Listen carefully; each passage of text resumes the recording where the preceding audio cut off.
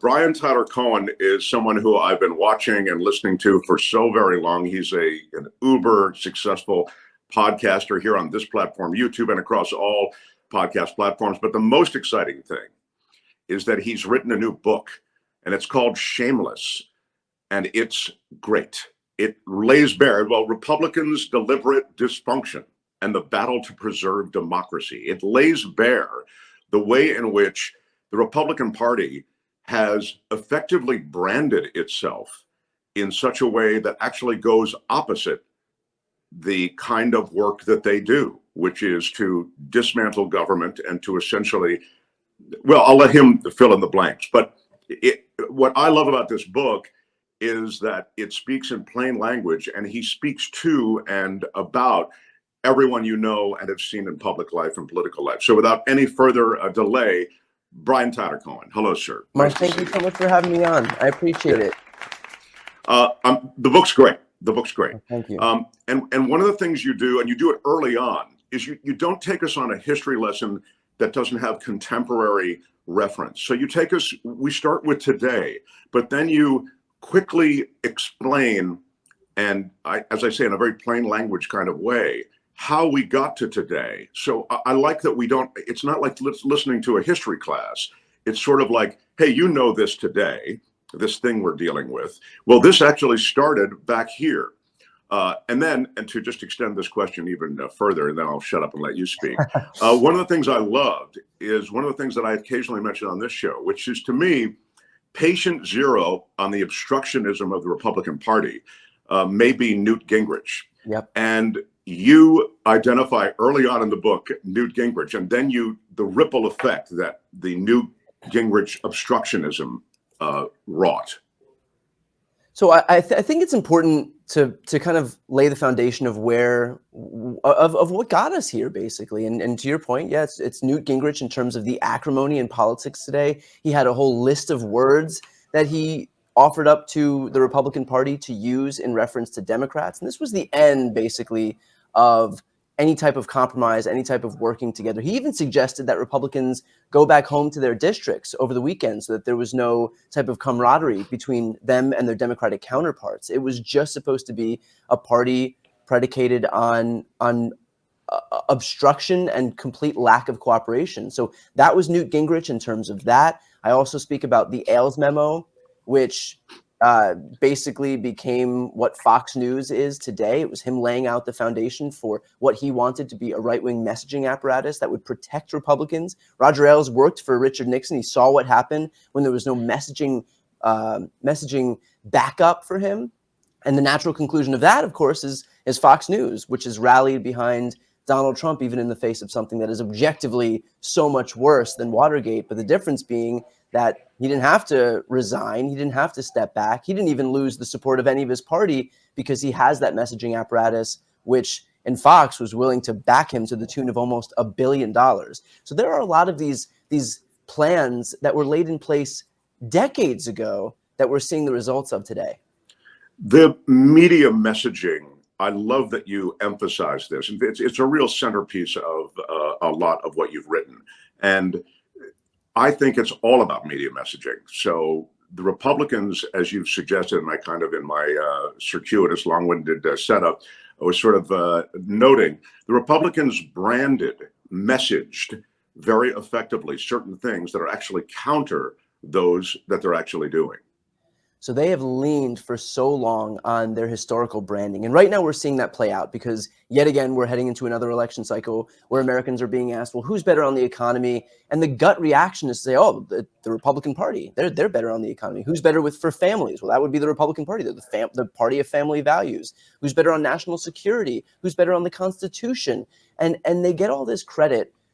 And you look at their historical branding, whether it's from back in the days of Reagan or whatever it was, but they've leaned on this idea that they're the party of the Constitution, the party of family values, the party of fiscal responsibility, the party of states' rights, the party of law and order, the party of the military, the party of the police. And in fact, they behave in a way that is completely antithetical to that branding, but they still get all the credit for it. And so the point of this book really was to expose the extent to which they may benefit from this branding, they may revel in this branding, but when you look just an inch beneath the surface, an inch beneath the glossy veneer of their branding, that in fact, they're not the party of family values. They're led by a guy who is right now waiting sentencing for 34 criminal convictions for charges related to a hush money payout he paid for an affair he had while his wife was at home with their infant kid. Is that the party of family values? Fiscal responsibility. They added $7.8 trillion to the debt when Donald Trump was last in office. The party of the Constitution, they were the first party in American history to not abide by the peaceful transfer of power. So on branding point after branding point, they may enjoy the benefits of that branding, but again, they don't behave in a way that would actually bear it out. And the power of that branding that you speak of, can it be undermined? You actually lay out in the book ways in which, we can take government back from this dysfunction and obstructionism. You mentioned at the top how important it was in this messaging arena. And I think that this is where this war, so to speak, is being fought. I mean, you can have great politicians in the Democratic Party, and if they can't get their message out, or they can't convince people or persuade people because they don't have the messaging apparatus to do so, it doesn't matter. And so you can have the most virtuous people in the world doing the best work in the world, but if all it takes is Donald Trump saying, that the Republicans are doing what the Democrats are doing, like he's been doing, where he beats his chest over this idea that he's some champion for earned benefits, even though he's cut Medicaid, Medicare, and Social Security in every single one of his budgets. If we don't have the messaging apparatus to get that out, it's going to count for nothing. All that good work is going to count for nothing. And so it's incumbent on the Democrats to see the media ecosystem as it's laid out today. And for so long, we've relied on the mainstream media to be a mouthpiece for the left. But in fact, the mainstream media not only isn't left-wing media, they will bend over backwards to prove that they're not left-wing media. And so that's why we're left with Hillary's emails, for example, which was on the front page of the New York Times something like 69 times, all in an effort to prove to Republicans, look, we told you we're not the left-wing media. We told you we're not the liberal media, and we'll even allow you to be our assignment editors. And so there is this asymmetry at play right now where you've got Fox News and Newsmax, OAN, Steve Bannon's show, Alex Jones's show, Ben Shapiro's outlet, and those are basically propaganda arms of the Republican Party. They are there to see the Republicans win.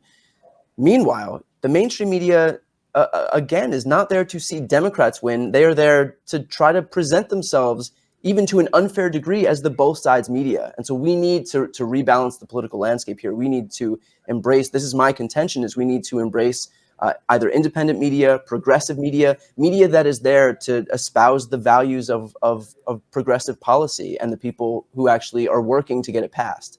Yeah, the GOP has worked the refs so well when it comes to media that media feels, as you suggested, that they have to extend themselves and bend over backwards, use your words, to kind of establish, hey, we're not in the tank for the Dems.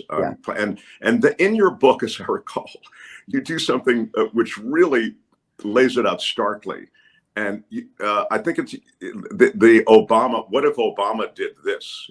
At one point, and you lay out in your book sort of the way in which the media does look the other way and really doesn't hold accountable any number of things that Obama, for example, never could have gotten away with. Right. I mean, if you look at anything that we're looking at today, I think there's a point in the book where I try to do a footnote and said, what if Obama did this? And I did a little asterisk because I gave one or two examples, and the footnote includes another 50 or 60 examples of things that Donald Trump has actually done that if Obama did it, I mean, it would be the only story from here until eternity. But there is this sense that, okay, because Republicans are so graded on a curve that it's just baked into the cake that if they deny the outcome of a free and fair election, well, that's just what they're going to do. And so they don't even cover it anymore because it's not sexy, because it's been established that this is who Republicans are. And so only when something exceeds that are they going to cover it. But otherwise, if they're just going to do plain old election denialism, if they're just going to do the regular subversion of democracy stuff, we don't really have to cover that because they've been doing that for years. And so there is that massive asymmetry where the same rules still apply to Democrats. They'll still face the exact same amount of scrutiny no matter what they do. If somebody misplaces a modifier on the left, they're still going to cover it on a daily basis. But meanwhile, if you have Republicans outright destroying the democratic process or breaking down our institutions, then that just doesn't get covered because we've already been there. And so it's just kind of baked into the cake again that it's going to happen. And, you know, destroying the democratic process and breaking down these institutions, this is a real thing that you discuss in your book. And again, the book is Shameless. We'll have a link to it underneath this video and across the podcast platforms where the show's heard. But you talk about the fact that there is a sense of a personal branding with politicians of today, the Marjorie Taylor Greens, for example. These people are just kind of I don't know, rhetorical terrorists. You know, they go in and they're just not really doing anything but building their own brand. And you talk about guardrails that are within the general setup of government, so that these people like Marjorie Taylor Greene, Lauren Boeberts, who are just sort of irresponsible, as I say, brand builders, can just run amok with the understanding that these guardrails exist that will more or less keep government on track. But how those guardrails essentially are melting away. They are. And that's the danger, is that all of a sudden, the provocateurs and instigators and flamethrowers and shit talkers aren't just that. They're not just there to basically be rhetorical terrorists, as you say. They actually can wield some real power, and there is no more incentive structure for the Mitt Romneys and the Liz Cheneys and the Adam Kinzingers of the party to come in and kind of keep things on track. Now those people are going away, and they're being replaced by people who, like Marjorie Taylor Greene, who are actually garnering real power. And that's the worry moving forward, is that the fewer and fewer guardrails that are in place, the more likely it is that there won't be anyone there to basically hold true to the very thing that, the very glue that holds our democracy together. You know, among the things that you speak of in sort of setting the stage for where we are now was the obstructionism that really was born of Obama. When Obama's inauguration happened, it was concurrent with a meeting that happened, sort of a big, you know, what do we do now type meeting with Frank Luntz, and I think Gingrich was there also, as you say. And I wonder if you could just, because that was the beginning of, we're going to just hold the line and not allow anything to happen. Anything Obama wants, we're going to block. It was the beginning of the end of any semblance of a functioning government. Republicans viewed themselves not as being there to help their constituents or get legislation passed. Now it was about the consolidation of power for themselves. And so if they were to help Obama, who, by the way, came into office very much hoping to work with Republicans, that was one of the core tenets of what he was looking to do, was establish some sense of unity. And by the way, this is a theme. We saw Joe Biden do the exact same thing. So that should also put on full display the asymmetry at play here. But Obama came in hoping to work with Republicans. Republicans knew that if Obama was successful at passing any legislation, which inherently would require their help, that would reflect well on him. And because it wasn't about passing legislation, it was just about the consolidation of power, or getting back into power, since they were, you know, in no man's land of politics. They had just been handily routed at the ballot box. That was going to require not doing anything that would allow Obama to gain credit for any legislation passing or any accomplishments whatsoever. And so instead, now the Gingriches of the world recognize that our sole job here has to be to destroy the presidency of Barack Obama. We've even heard, you know, I think it was Mitch McConnell who came out and said our goal is to make Barack Obama a one-term president. That shouldn't be the goal of a whole half of the government, to destroy the government from within, to reflect poorly on the governing party so that you could then swoop in and take power. But that's where it began, and it hasn't changed much today. In fact, it's only gotten exponentially worse. The fact that we can look back at that day in 2009 and feel a sense of quaint nostalgia for when it was just that bad is a testament to how things have unraveled since then. Well, the naked obstructionism, I think, was on display with the Supreme Court, and Mitch McConnell holding that seat open with Obama not even getting a hearing as to the nominee. And that was the hard part for me, and that's actually where, in large part, the title of the book "Shameless" came from.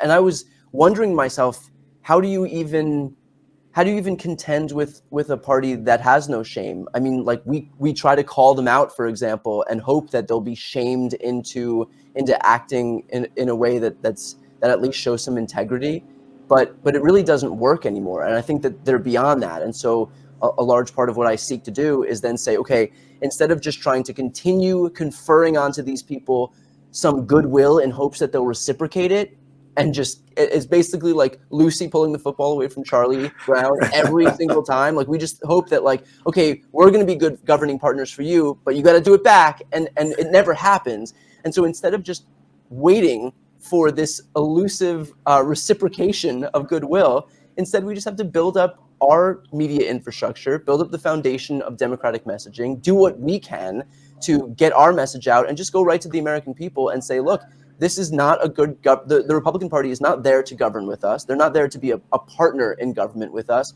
So at this point, we just have to make sure that we win so that we can actually get stuff done.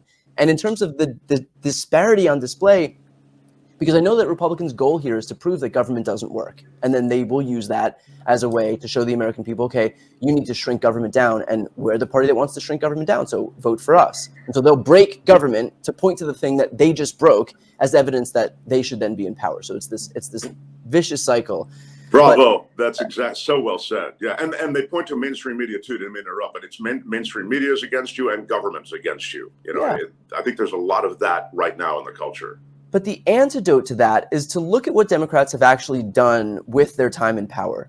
With the same margin in the House that Republicans had in the previous cycle, so just a few seats, Democrats were able to pass the Inflation Reduction Act, the American Rescue Plan, the CHIPS Act, the PACT Act, the Infrastructure Law, the Gun Safety Law, the Violence Against Women Act. Marriage equality was codified into federal law. They added 16 million jobs, and they brought the unemployment rate down to a 40-year low. So they don't want anybody to know that, because then that would defeat their thesis of this idea that government can work. But in fact, it can work when you have people in power who want it to work. And so our job, though, is to make sure that Americans know what Democrats are doing with their time in power, giving them a reason to vote for them again, so that it's not just relying on the pendulum swinging back and forth. And okay, after we have George Bush, then we can have a Democratic president. After we have Donald Trump, then we can have a Democratic president. It can't just be that. There has to be a reason to affirmatively vote for Democrats. And until now, we really haven't had a media ecosystem that's able to do that, that's able to espouse the virtues of progressive policy and what it's been able to do for this country.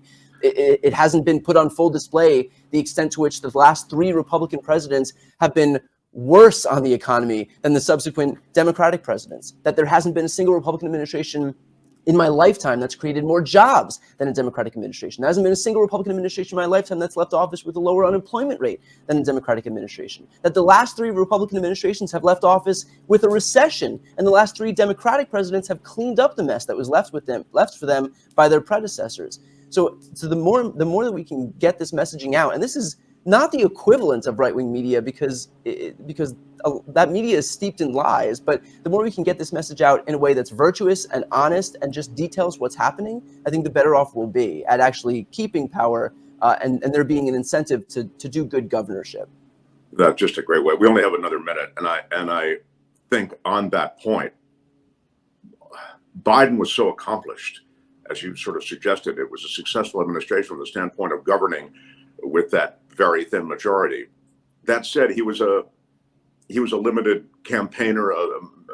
He couldn't message for all the reasons that we already know. Right. Now you have Kamala Harris. She seems to have put together this is a buff team she's put together, Brian. This isn't like when she was running for, when she was in the primaries. Yeah. This is the buff team that can probably message very effectively on some of these things you talk about. And she's showing that right now. I mean, she is able to prosecute the case for a second Democratic term especially effectively. And there are 2 reasons why she's uniquely positioned as a good candidate to do that. The first is that she's spent her career as a prosecutor, and she's running against a 34-time convicted felon. So right there, I mean, as if Donald Trump being a felon isn't already disqualifying enough. Now you have somebody who has spent her career putting away scumbags, liars, con men, cheats, grifters, frauds, and sexual deviants like Donald Trump. So that's the first tack there. And it's one that she's really leaning into, and good on her for doing so. The second is that her main issue when she was vice president was that she was crisscrossing the country talking about the virtues of protecting women's reproductive rights. Donald Trump has beat his chest over and over about the fact that he appointed a third of the Supreme Court that would gut Roe. And this is an issue on which Republicans have lost in election cycle after election cycle, 2022, 2023, in states like Ohio and Virginia, Kentucky, Kansas, Alabama. So this is already a terrible issue for the Republicans as it relates to abortion rights. And the fact that Trump keeps leaning into this issue is really not doing him any favors. And that's, of course, which is to say nothing of the rest of the Democratic agenda, which is objectively more popular than the agenda that Republicans are running on. And that is expanding healthcare and protecting the ACA. That is making sure that kids are safer in schools because we have common sense gun safety reforms. That's workers' rights and union rights and protecting climate change and combating climate change. So on issue after issue, Kamala Harris has shown herself a very effective messenger on all of this and kind of, again, uniquely positioned to be running against someone like Trump. Yeah, and I just hope that the American people vote on issues because, as you know, they vote on a lot of things, not necessarily related to issues. All right, that's our time. I didn't even get to all the great people you talked to in the book and the Jamie Raskin. He wrote the introduction, right? Jamie Raskin wrote the foreword. Yeah, real quick story on that. There have been a few interviews in my career that I've been especially nervous. Interviewing President Biden in the White House was one of them. I remember sitting there and my heart was pounding, and I just told myself, if I can get to the first question, if I can get over the hump of the first question, I'll be fine. Asking Jamie Raskin to write the foreword for this book was probably the second most nervous that I ever was, because I really wanted him to write it. From the second that the book deal was signed, I was like, okay, I want Jamie to write the foreword. And he's always been such a big hero of mine. And so I waited a long time because I knew the longer I waited, if he said no, I wouldn't have to sit with it as long. So I was like, all right, well, if I wait another month, that's 1 month less in my life that I'll have to deal with the reality that Jamie didn't write the foreword. But to his credit, he wrote it, and he was so kind in doing so. He's a brilliant guy. We went to the same high school. That's my big Jamie. Oh, in Maryland, yeah. But he's brilliant, and your book is terrific, pal. Congratulations on it. Wish you the best. There's a link to it again, just to reiterate, underneath this video, and wherever you're listening to this podcast, there'll be a link as well. I hope you'll come back and visit, and we'll talk again. Thanks again, pal. I would love that. Thanks, Mark. Okay, Brian Tattersall. Hi, it's Mark, and I thought that was great. Hit the notification bell. You'll know whenever there's a new video being dropped, and please subscribe to our channel to help us save the universe.